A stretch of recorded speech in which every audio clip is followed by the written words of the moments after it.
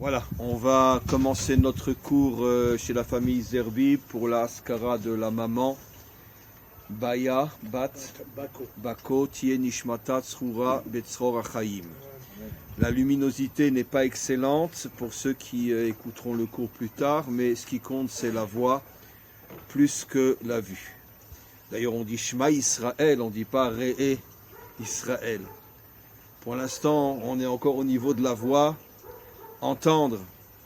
Et au moment de la délivrance on verra aussi. Comme il est dit en ce jour, on verra Hachem panim bepanim, face à face.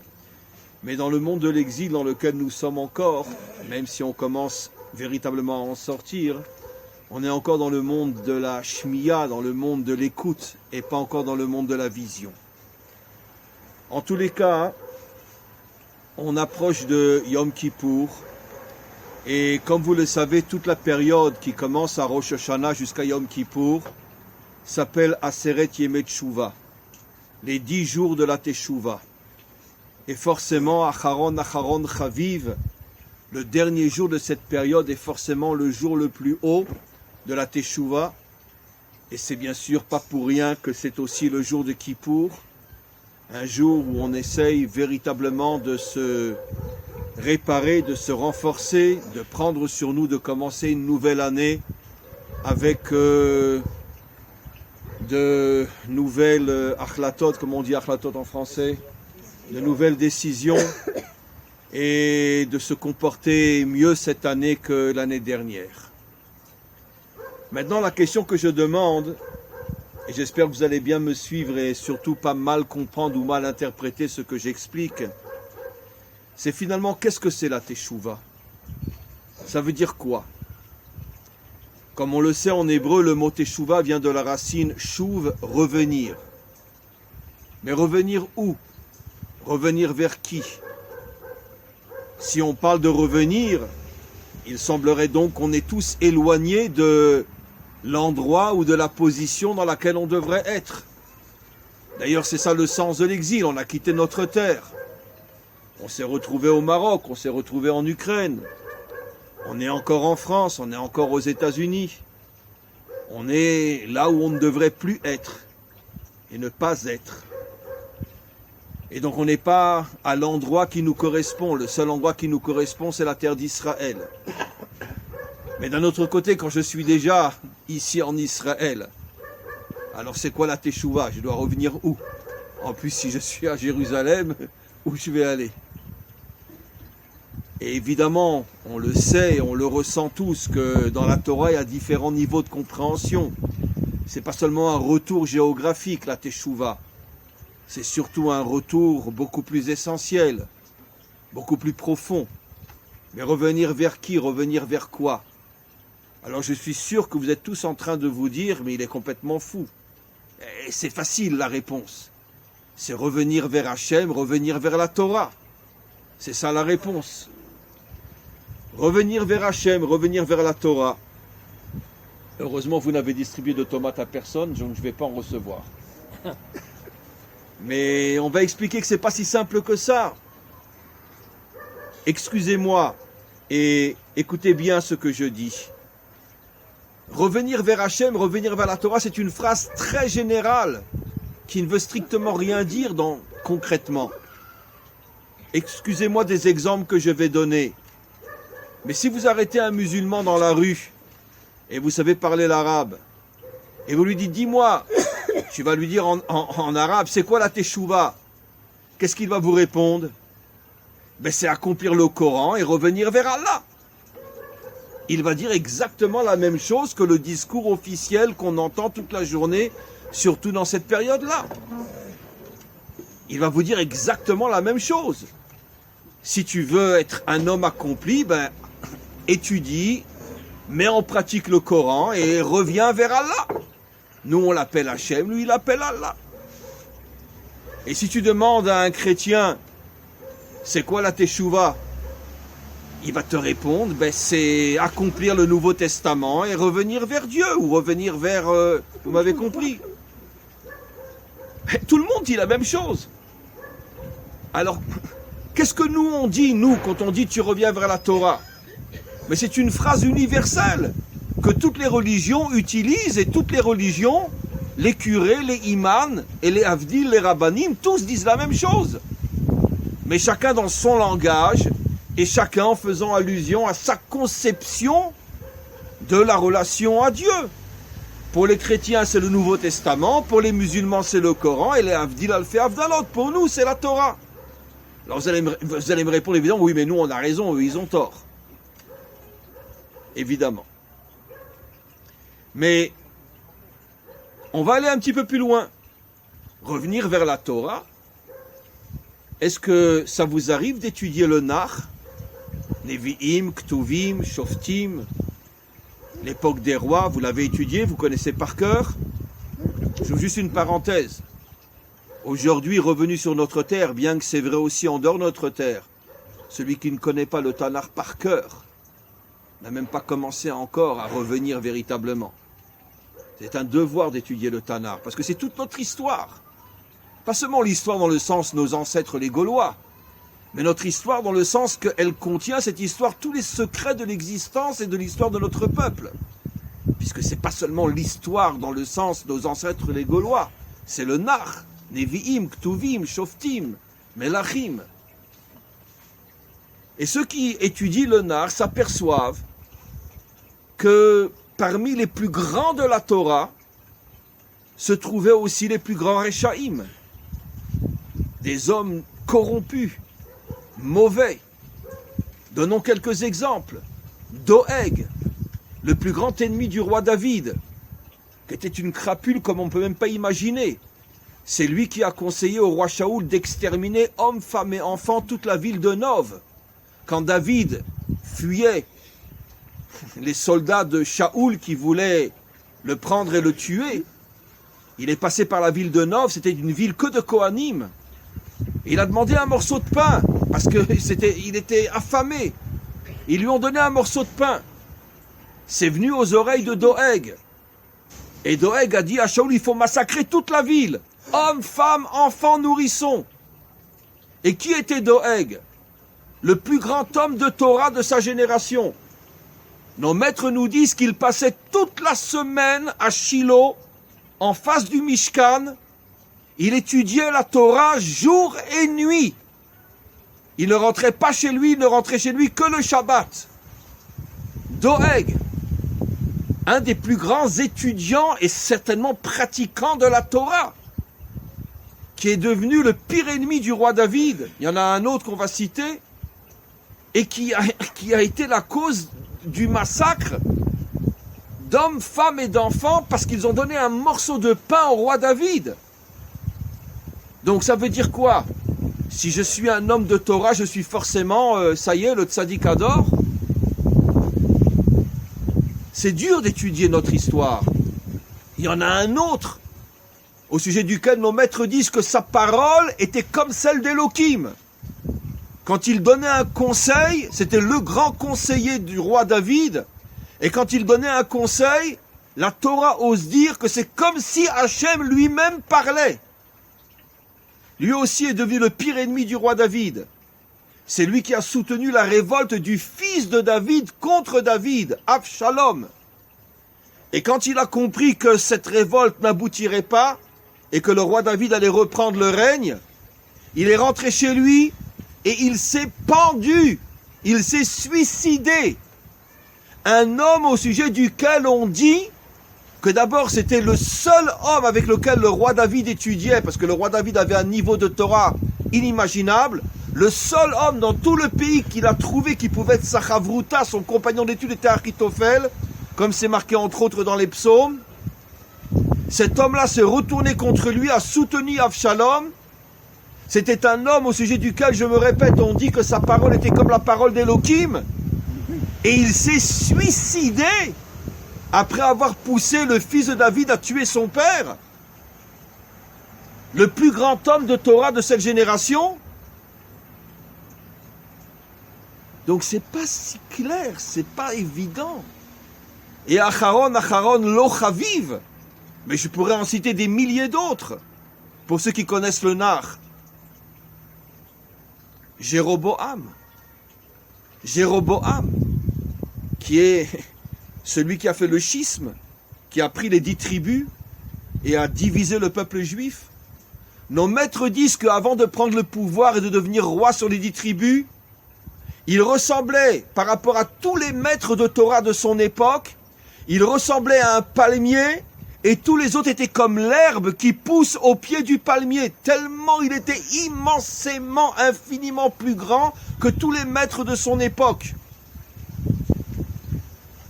Nos maîtres nous disent qu'il était un descendant direct de Yosef Hatzadik. Nos maîtres nous disent que jusqu'à ce qu'il devienne roi, il n'avait jamais fauté de sa vie. Au contraire, il avait risqué sa vie au point que le roi Salomon a failli l'exécuter. Il s'est enfui en Égypte. Quand vers la fin de sa vie, le roi Salomon prélevait des impôts inimaginables sur tout Israël pour pouvoir nourrir ses 1000 femmes, à qui chacune il avait construit un palais, et les impôts étaient démentiels. Le seul qui a osé se révolter contre le roi Salomon, lui dit « Mais t'es fou, mais t'as perdu la tête !» pour nourrir 1000 étrangères qui ont toutes des idoles dans leur château, comme on le sait, comme le disent nos maîtres. Toutes étaient des idolâtres. Au début, elles ont fait semblant de se convertir, après elles sont toutes redevenues des idolâtres. Tu affames ton peuple. Quand le roi Salomon a entendu ça, il a demandé qu'on l'exécute. Il s'est enfui en Égypte. Il a risqué sa vie pour son peuple. C'est au départ un homme extraordinaire. Et en plus un Talmid Chacham Atzoum. Et pourtant, quand il est devenu roi, la première chose qu'il a fait, c'est de faire rentrer des veaux d'or dans le pays. Un à Beth-El et un dans le Tzafon du côté de Banias, dans la tribu de Dan. 2 veaux d'or, 2 égels. Pas seulement il a fait rentrer 2 veaux d'or dans le pays, les 10 tribus.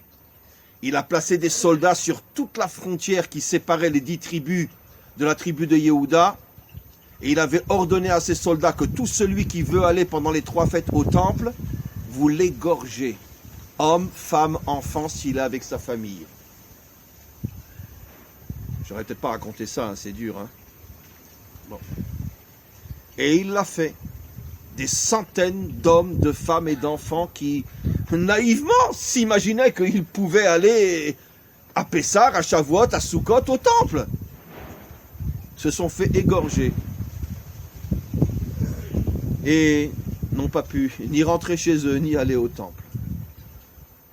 Un jour, disent nos maîtres, il faut le comprendre un peu comme une métaphore, mais le message est d'une puissance absolument incroyable. Hachem voulait récupérer Jéroboam, car Hachem savait qu'au départ c'était un homme extraordinaire et qu'il avait perdu la tête en prenant le pouvoir. Car comme on le sait, dès qu'un homme rentre en politique, mieux vaut se boucher le nez.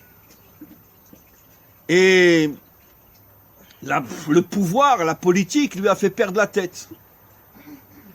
Et un jour, il a eu un songe, disent nos maîtres, où il voit Hachem se dévoiler à lui. Et il lui dit, Hachem, fais teshuva. Je te promets que si tu fais teshuva, j'accepterai ta teshuva. Et toi, moi et David, on se promènera ensemble dans le Gan Eden. Jéroboam a dit à Hachem, et qui sera le plus proche de toi, David ou moi? Hachem lui a dit, David.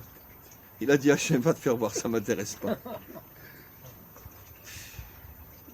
Un homme qui était comme un palmier dans sa génération, un homme qui a risqué sa vie pour protéger son peuple, et qui est devenu, disent nos maîtres, celui qui est le modèle, dans Masechet Sanhedrin, Perek Chelek, de celui qui n'a pas de part au monde à venir. Alors, je vous pose une question, je ne comprends pas, j'ai cité, mais croyez-moi, je peux en citer d'autres.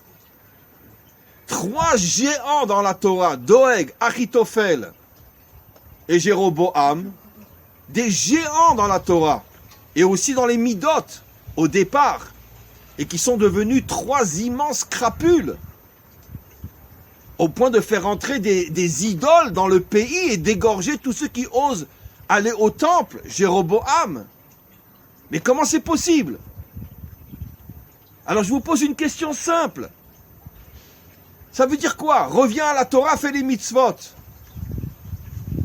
Dès que je vais faire la Torah, dès que je vais faire les mitzvot, ça y est, j'ai fait tchouva, tout va aller bien. Dites-moi, il n'y a pas des gens de Torah et des gens de mitzvot qui divorcent? Il n'y a pas des gens de Torah et de mitzvot qui trompent leurs femmes?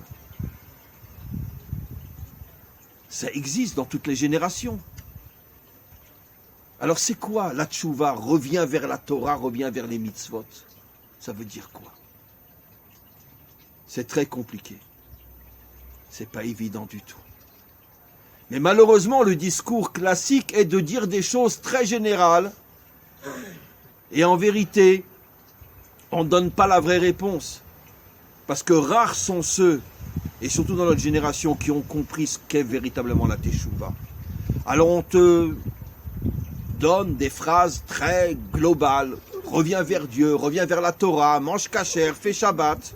C'est-à-dire, attention, ne me comprenez pas mal.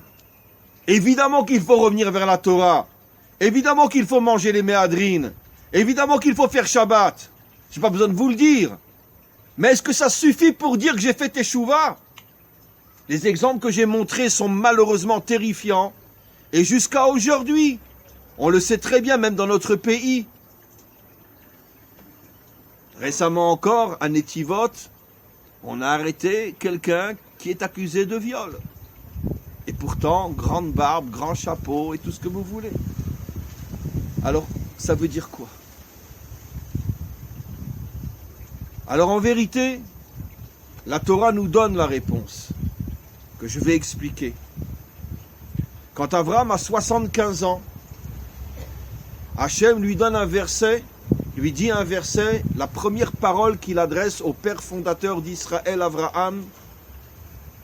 Il lui adresse une parole qui contient tout le secret d'une vie juive authentique et d'une teshuva authentique. Il lui dit, Lech lecha, ela aretz asher areka. La traduction d'après le Zohar, d'après le Sod est la suivante. Lech lecha, va vers toi, et je me dévoilerai à toi. Ela aretz asher areka, le Zohar dit, c'est pas la terre que je te montrerai. Quand tu seras là-bas, je me dévoilerai à toi. Ça veut dire que la condition pour que tu puisses savoir vraiment qui je suis, c'est que d'abord tu reviennes vers toi. Lech lecha, va vers toi. Je vous pose une question, mes amis. Abraham a 75 ans. Depuis son adolescence, il a commencé à se battre contre l'idolâtrie. Il a cassé toutes les idoles de son père. Son père, qui était le bras droit de Nimrod, a amené son fils devant Nimrod et lui a dit « tue-le ». Il a osé casser les idoles. Terah, au départ, était un sacré. Qu'est-ce qu'a fait Nimrod? Il a jeté Abraham dans une fournaise. Il a eu un miracle qui s'en est sorti. Quand le père a vu ça, lui-même a fait teshuva, a quitté l'Irak, la Babylone de l'époque. Il a suivi son fils jusqu'en Syrie, à Haran. Haran, c'est dans le nord de la Syrie, à la frontière de la Turquie. Donc des milliers de kilomètres. Le père a tout abandonné, sa richesse, son poste, le bras droit de Nimrod, pour suivre son fils. Donc il a fait teshuva, le père, c'est vrai. Mais, au départ, alors qu'Abraham était encore un adolescent, je reviens sur ce que j'ai dit, il détruit les idoles de son père l'amène pour le tuer.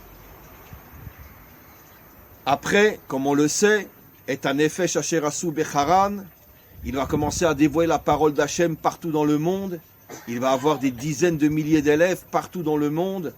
Quand il quitte Lech Lecha, quand il quitte la Syrie, tous ces élèves l'accompagnent.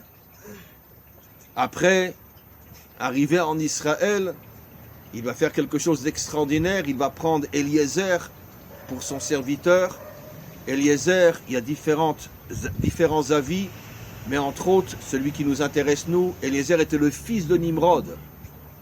Et le fils de Nimrod a accepté de devenir le serviteur d'Abraham. Et Abraham s'est dit, je le prends et je vais le réparer, et comme ça je réparerai toute la lignée de Nimrod. Et il l'a réparé, comme on le sait, puisqu'il lui a confié sa Torah, il lui a confié ses biens, tout ce qu'Abraham avait sur le plan matériel et spirituel, il l'a confié à Eliezer. Eliezer est le shadchan de Yitzhak et Rivka. Et il y a déjà sur ça des histoires incroyables qu'on pourrait raconter pour montrer la grandeur d'Eliezer, comment que Avram est arrivé à le réparer. Après, Eliezer est revenu en Gilgoul et il est devenu un grand Tana à l'époque de la Mishnah. En tous les cas, Avram réalise des choses extraordinaires. Comment à l'âge de 75 ans, et bien sûr des milliers d'autres choses que vous connaissez, comment à l'âge de 75 ans, Hachem lui dit, Lech Lecha, va vers toi, tu ne sais pas encore qui tu es, apprends à te connaître, et seulement lorsque tu te connaîtras, seulement lorsque tu atteindras ton Lecha, comment on dit en français, ta Ma'out, ton essence véritable, lorsque tu sauras véritablement qui tu es, alors je me dévoilerai à toi. Nos maîtres expliquent quelque chose d'extraordinaire. La Teshuvah, c'est pas « allez, je vais vers Dieu ». La première étape de la Teshuvah, c'est « je vais vers moi ». Qui suis-je? Pourquoi je vis? Pourquoi je suis là? Qui suis-je? Qui suis-je? Merci beaucoup. J'ai la gorge sèche. Non, j'ai pas le corona, vous inquiétez pas. Amen. Et donc, la première étape de la Teshuvah, c'est revenir vers soi. Mais dans le sens que je vais expliquer. Se poser la question, mais qui suis-je? Pourquoi je suis là? Pourquoi j'existe? Quelle est ma mission? Qu'est-ce qu'Hachem attend de moi? Mais qui se pose ces questions? Pourquoi j'existe? Qu'est-ce qu'il attend de moi? Va vers toi. En vérité, nos maîtres expliquent que le problème qu'avait Abraham, c'est que pendant 75 ans, il s'était occupé des autres. Ce qui est extraordinaire, puisque Abraham, c'est l'homme du chesed. Mais il ne s'était jamais posé la question véritable. Mais quelle est ma mission? Et la preuve, c'est qu'on verra plus tard que sa véritable mission, qu'il ne connaissait pas, et ça va lui prendre encore des années jusqu'à ce qu'il comprenne ce pourquoi il existe, c'est de créer le peuple juif. Et ça, il ne le savait pas, il n'y pensait même pas. Pourquoi? Lui et sa femme étaient stériles. Nos maîtres nous disent que sa femme n'avait même pas de matrice. Pas qu'elle était stérile dans le sens, elle n'avait même pas de matrice. C'est comme si quelqu'un qui n'a pas de jambes, tu lui dis deviens champion olympique de course. Elle n'avait pas de matrice. Elle était là avec un défaut dans son corps. Et un jour, Abraham dit à Hachem, j'ai vu, on dit qu'Abraham était l'un des plus grands astrologues de son époque, dans le sens pas idolâtre, mais dans le sens la connaissance des astres et des étoiles. Et c'est un Rashi explicite qui dit qu'il avait vu clairement qu'il était inscrit dans les astres, qu'il n'aurait jamais d'enfant. Hachem se dévoile à lui et lui dit, c'est vrai, Abraham et Sarai n'auront pas d'enfant, mais Abraham et Sarah auront oui un enfant. Je vais rajouter le « et » à votre nom, et je vais vous élever au-dessus des astres et des étoiles, et vous aurez un enfant. Mais un enfant comment? Hachem lui a créé une matrice à Sarah? Non. Un enfant qui est né d'une manière complètement miraculeuse. Les Malaminateva au-dessus de la nature. L'origine du peuple juif est au-dessus de la nature. C'est pour ça qu'on a traversé l'histoire. Parce que toutes les nations, toutes les civilisations les plus puissantes ont disparu. Et pourquoi on est toujours là, nous? Parce que le shoresh, la racine de notre existence, est déjà, dès le départ, au-dessus de la nature. Et c'est pour ça qu'on traverse l'histoire. Mais quoi qu'il en soit, figurez-vous qu'Abraham n'avait jamais imaginé, je peux le comprendre, il est stérile, sa femme n'a pas de matrice. Comment il peut imaginer qu'il est sur terre pour mettre au monde un peuple? La preuve, c'est que dans Parashat Lech Lecha, quand Hachem lui dit « Je ferai sortir de toi une grande nation », et bien pendant 25 ans encore, il n'y croit pas vraiment. La preuve, c'est que c'est précisément à l'âge de 100 ans qu'il dit à Hachem « Mais arrête, j'ai vu dans les astres que je n'aurai jamais d'enfant. » Pourtant, ça fait 25 ans que Hachem lui a dit « Oui, de toi sortira un grand peuple. » Et il n'y croit toujours pas. Jusqu'à ce que Hachem lui change son nom et le nom de sa femme. Et là, il comprend que il n'est plus ce qu'il était avant. Et donc, il pourra, oui, avoir un enfant.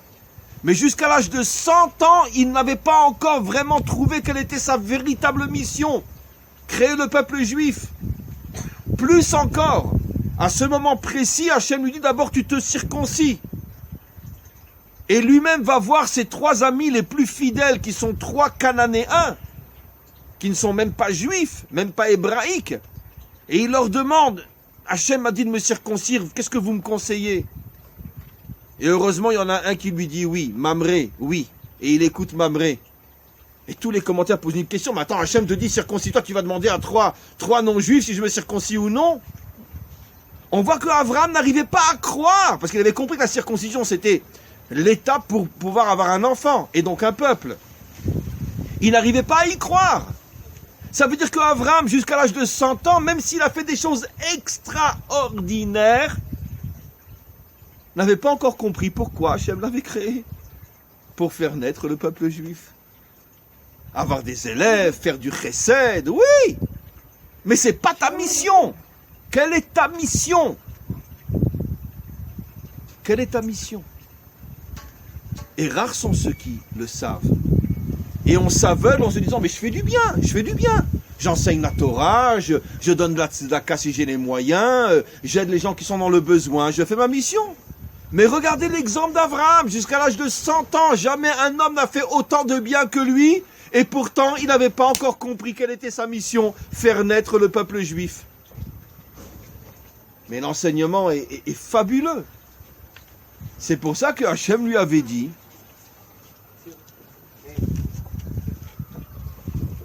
Lech lecha, apprends qui tu es.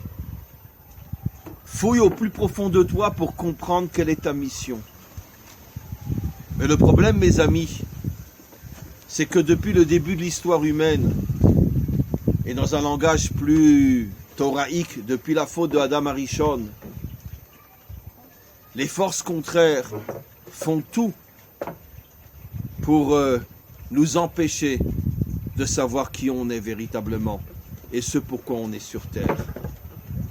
Parce que le monde extérieur, et c'est facile à comprendre, nous fait rentrer dans toutes sortes d'idéologies, toutes sortes de pensées qui font que finalement on vit comme tout le monde, on suit la masse, on suit la majorité et on ne se pose plus la question, mais qui suis-je? On ne se la pose plus cette question-là. La première question qu'Hachem demande à Abraham, sache qui tu es, va vers toi. Donnons des exemples simples. Je suis de droite, je suis de gauche, je suis chiloni, je suis dati, je suis haridi, je suis chassid. Et donc j'appartiens à un groupe, j'appartiens à une entité, j'appartiens à une communauté. Et donc j'avance comme tout le monde. Qu'est-ce qu'a dit mon chef politique? Qu'est-ce qu'a dit l'idéologie à laquelle je crois? Qu'est-ce qu'a dit le maître que je suis? Et donc on avance. On ne se pose plus de questions. On avance. Et finalement, si je rajoute ce qui se passe aujourd'hui, les médias, la télévision, le cinéma, quelle est la plus grande invention jamais inventée sur Terre pour détruire l'homme? Le portable. Pourquoi? Toute la journée. Instagram, Facebook, WhatsApp, email, information. Et donc toute la journée, je suis avec le monde entier sauf avec moi. Vous savez, je dis toujours que le plus grand cadeau qu'Hachem nous a fait, et il aura fallu attendre notre génération pour le comprendre, c'est le Shabbat. Le Shabbat. Croyez-moi, aujourd'hui plus que jamais on comprend ce que c'est le Shabbat. Enfin un jour sans téléphone. Vous savez, il y a encore 30 ans, 20 ans, quand on partait en vacances, si on avait les moyens, on prenait l'avion, on parlait sur une île, on partait, je sais pas moi, aux Antilles, peu importe. Aujourd'hui, vous savez comment on prend des vacances? On dit, ma chérie, cache-moi mon téléphone pendant quelques jours, je veux pas savoir où il est. Ça, c'est les vacances. Les vraies vacances. On n'a plus son portable. Et on revient vers soi. C'est quoi le Shabbat? Shabbat, c'est aussi la Shon Shuv, revenir. On retrouve sa femme, on retrouve ses enfants, on se retrouve soi-même. Il n'y a plus de téléphone, il n'y a plus de voiture, il n'y a plus rien. n'y a plus de technologie. Je retrouve l'humain, je retrouve la chair, je retrouve l'âme. Parce que toute la semaine, je suis jamais avec ma femme. Je suis avec mon portable. C'est ma femme préférée. Je suis jamais avec mes enfants. Je suis avec Facebook. C'est mes enfants préférés. Et donc, c'est un exemple, chacun à son niveau. Et toute la journée, la tikchoret qui nous saoule et qui nous saoule et qui nous saoule. En nous transmettant ce qu'elle sait, ce qu'elle doit transmettre pour neutraliser nos cerveaux et nous empêcher de penser vrai. Et tout le monde est devant sa télévision. C'est les informations, chut, tais-toi à 8 heures. Mais tout est préparé à l'avance. C'est intéressant, hein. Comment s'appelle le général d'armée des chefs philistins à l'époque d'Abraham et de Yitzhak? Picole, la bouche partout. Et dites-moi, je crois que les Palestiniens sont beaucoup plus forts dans les médias que nous. Hein. Jusqu'à aujourd'hui, ils s'appellent Picole. Ils ont la bouche partout. Bon, parce qu'évidemment, on préfère les écouter eux que nous. Mais quoi qu'il en soit, dans ce domaine-là, ils sont 1 milliard de fois plus puissants que nous. Regardez, il y a 4000 ans, la Torah déjà disait que le général d'armée, comment les Philistins font la guerre à Israël? Avec les médias, Picole. Extraordinaire. Extraordinaire. C'est fabuleux. Mais c'est vrai chez nous aussi. Vous croyez tout ce que les journaux vous disent? Vous croyez tout ce que la tikchoret vous enseigne? Mais tous sont à la solde des idéologies qu'on veut faire passer dans le peuple et c'est tout. Un point, c'est tout. Comme je dis encore une fois, grâce à Dieu, vous n'avez pas de tomates ni de pierres, donc je peux parler. Mais à Yom Kippour, on va fermer les synagogues. Non mais attends. J'arrive même pas à parler parce que je vais m'effondrer devant vous. Fermer les synagogues à Yom Kippour. Et ils ont prévu que Yom Kippour va être un jour très très chaud. Ça va monter pratiquement jusqu'à 35-38 à l'ombre. Il n'y aura personne qui va aller prier à Yom Kippour. Les gens vont tous rester chez eux. Sauf pour ceux qui ont les moyens d'aménager des ventilateurs ou des sortes de masganes qu'on va mettre sous des tentes. Bon, mais qui a les moyens de faire ça? Mais 70% de ceux qui prient à Kippour n'iront pas prier à Kippour. Bien sûr. Et en plus, si. Non, c'est pas encore sorti, mais ils en parlent dans tous les journaux. Ils en parlent dans tous les journaux. Ah, et même dehors, même avec un masque, pas plus que 20. Je vous pose une question. Mais dites-moi, en juillet et août, qu'est-ce qui s'est passé sur les plages? Qu'est-ce qui s'est passé dans les supermarkets? Qu'est-ce qui s'est passé dans les canyonimes? Mais quoi, ils ne savaient pas ce qui allait se passer?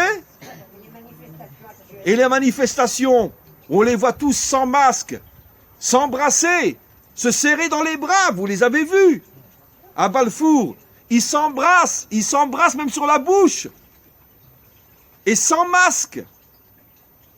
Et tout d'un coup arrive Kippour, interdiction d'entrer dans les synagogues. Non mais qui va prendre ça au sérieux? Qui ne comprend pas qu'il y a quelque chose de grave qui se cache derrière tout ça? C'est ça les médias. C'est une idéologie qu'on veut te transmettre pour casser quelque chose. Et d'une manière générale, dans le monde entier, on commence, il y en a un qui fait un tatouage, des millions vont faire des tatouages. Un va mettre ici une boucle d'oreille, des millions vont mettre une boucle d'oreille. Un va commencer à se déshabiller, des millions vont se déshabiller. Ça veut dire quoi? On voit que le monde est prisonnier de toutes les influences extérieures. Mais excusez-moi, ne le prenez pas mal. Mais même dans le monde, entre parenthèses, religieux, on a le même problème. On fait partie de tel chassidou, tout le monde doit s'habiller de la même manière. On fait partie de telle tendance, tout le monde doit parler de cette manière. Et tu dois étudier les écrits d'un tel et pas les écrits d'un autre. Si tu es Breslev, tu vas étudier le Rav Kook. Si tu es Dati Leumi, tu vas étudier les écrits du Rabbi Lubavitch. Il y en a, c'est vrai, mais au niveau de la grande image. Non. Chacun s'enferme dans son système. Et chacun va d'après la majorité du système auquel il appartient. Non. On doit étudier Rabbi Nachman, on doit étudier le Rabbi Lubavitch, on doit étudier Rav Kook, on doit étudier le Gaon de Vilna, on doit étudier tous les tzadikim de notre peuple. Parce que ce sont tous des lumières incroyables. Pourquoi se limiter à un? Pourquoi se limiter à... On doit tout étudier. Quand tu étudies la Gemara, tu dis pas Rabbi Yochanan, Resh Lakish, Abaye, Rabba, Rabbi Akiva, tu étudies des centaines de rabbanim. C'est quoi ces mouvements qui ont créé qu'on étudie que ce rave-là? Mais d'où ça sort? Parce que c'est l'influence du monde occidental. Tu t'enfermes et tu deviens prisonnier d'une seule tendance. Et quelle est l'idée qui se cache derrière ça? C'est que finalement tu deviens un mouton qui suit la majorité. Et quel est le gain? C'est que tu ne sauras jamais qui tu es.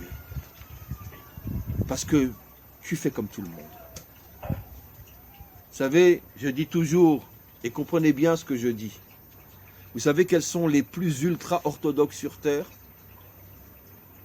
Les chilonim, les laïcs. Ben oui. Pourquoi? Parce qu'ils sont soumis aux idéologies qui les font avancer par millions dans un truc. Trouvez-moi un seul chiloni à Tel Aviv qui n'est pas tatoué. Trouvez-moi un seul chiloni à Tel Aviv qui n'a pas une boucle d'oreille. Bon, il y en a 2 ou 3, il y en a 20 ou 30, il y en a 300, d'accord, mais la majorité. Mais c'est ça la religion. C'est que tu es prisonnier d'une idéologie, tu fais comme tout le monde. Seulement, eux, ils ont remplacé Dieu par le tatouage. Ils ont remplacé Dieu par la boucle d'oreille.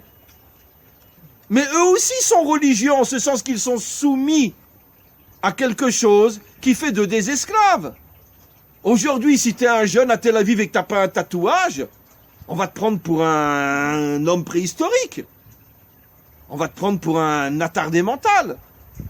Donc si tu veux aller à Shenkin, si tu veux aller avec tout le monde dans les boîtes de nuit, etc., et pourquoi t'as pas de tatouage? Mais t'es pas un de chez nous. Et ben voilà, c'est ça la religion. C'est que tout le monde pareil. Mais bien sûr que la laïcité est la plus grande de toutes les religions meurtrières qui existent sur Terre. Parce qu'il y a beaucoup plus de chilonim que de charidim. Donc ça veut dire que quoi? Qu'il y a beaucoup plus de religieux laïcs que de religieux thoraïques. Et c'est quoi religieux? Ça veut dire que je me soumets à une idéologie, Nekuda. Un point, c'est tout. Bref, mes amis, qu'est-ce que je veux expliquer par là? C'est que ça ne suffit pas uniquement de revenir à la Torah et aux mitzvot.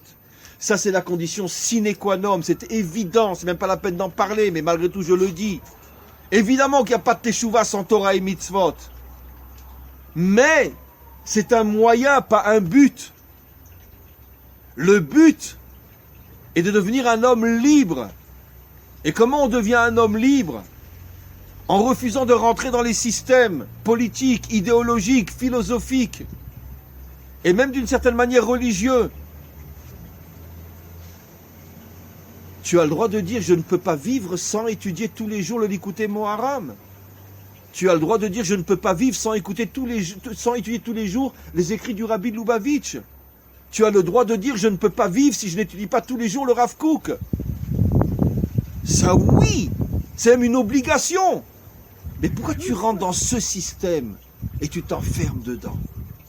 Pourquoi tu ne restes pas un juif ouvert qui accepte toutes les facettes de la Torah sans t'emprisonner dans un courant particulier? Pourquoi? Pourquoi tu t'enfermes? C'est ça le début de la vraie teshuva. Lech lecha. Sache qui tu es. Ne sois pas un mouton qui est dans le troupeau et qui suit le berger. Sache qui tu es. Et regardez la réponse d'Hachem. Et si tu apprends à savoir qui tu es, eh ben tu me découvriras moi, dit Hachem à Abraham. Et la Haaretz Asher Areka. Parce que le vrai Hachem, il n'est pas enfermé dans une chita. Il n'est pas enfermé dans un courant. Le vrai Hachem, il inclut tout le Ham Israël. Et au moment de la délivrance, toute l'humanité. les 70 nations qui seront reconstruites aussi grâce au Mashiach. Hachem ne peut pas supporter qu'on l'enferme. Hachem, il est collé la colle. Il inclut tout et il est au-dessus de tout. Et c'est pour ça que Hachem dit à Abraham, si tu arrives à savoir qui tu es, tu vas découvrir qui je suis.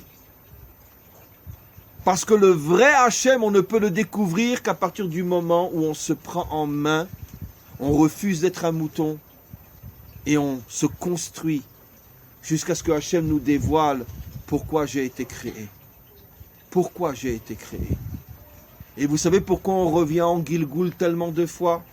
Le Hari Akadosh dans le Sefer Gilgoulim révèle la première et principale raison pour laquelle on revient des fois des centaines de fois, c'est parce que pendant des centaines de vies, on a fait peut-être des choses extraordinaires, mais on n'a jamais fait ce pourquoi Hachem nous avait créés.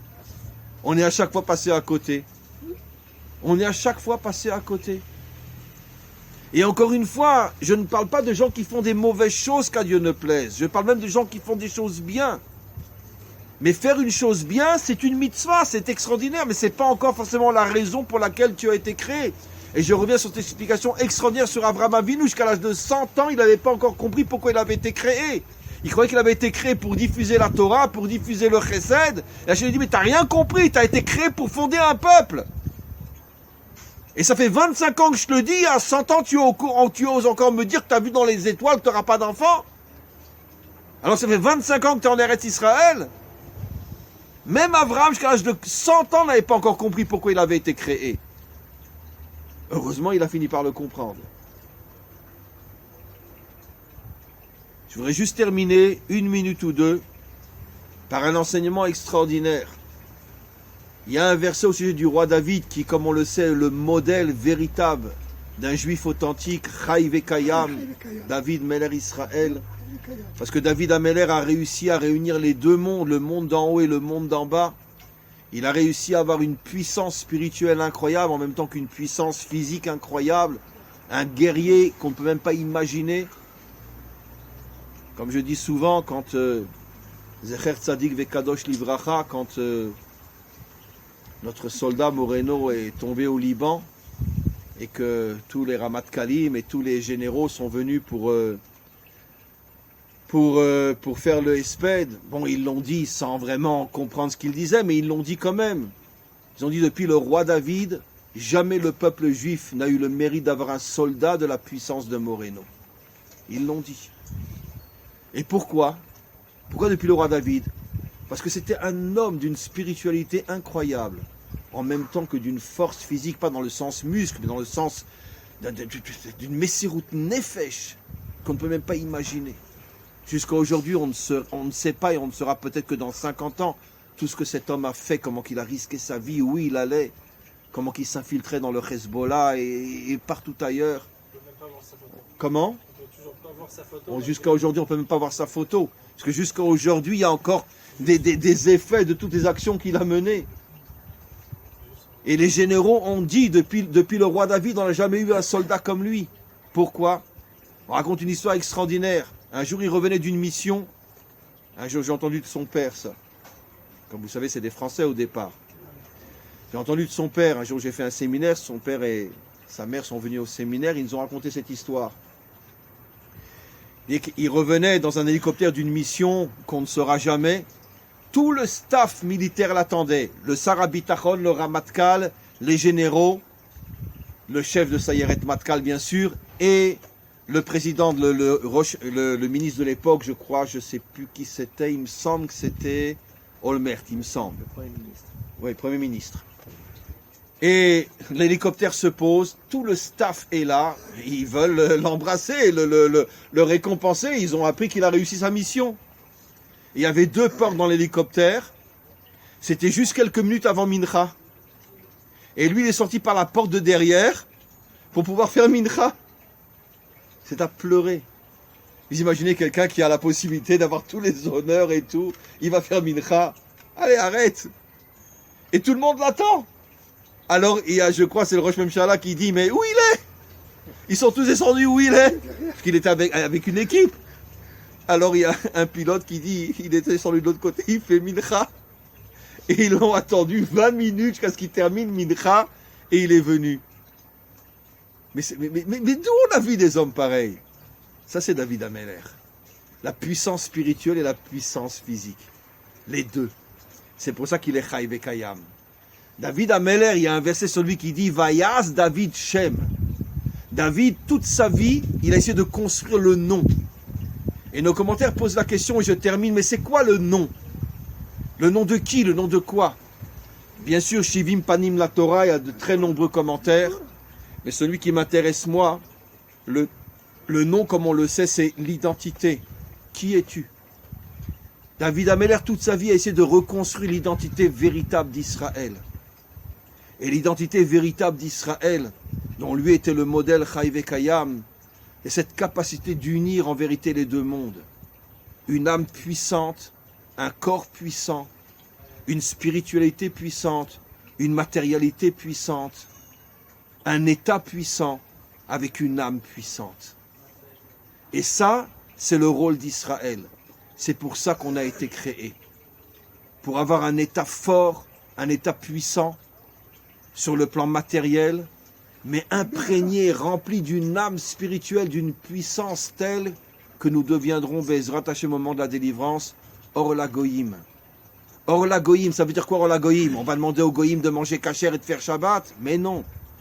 Mais Or la Goïm en ce sens que quand ils verront une nation qui est arrivée à joindre, à unir et à réunir la puissance matérielle et la puissance spirituelle, alors on deviendra un modèle pour tous les peuples qui diront, donc vous voyez que c'est possible d'avoir en même temps le Bet Knesset dans la Knesset. Voilà, c'est possible. Et c'est ça la mission d'Israël, de mettre le Bet Knesset dans la Knesset. Amen vechen yeh ratzon, qu'on arrive à faire une vraie teshuva, à revenir vers nous-mêmes et à servir Hachem de toutes nos forces. Encore une fois, le cours était pour l'élévation de l'âme de Baya Bat Bako, Tien Nishmatat Tzroura Betzror Achaim.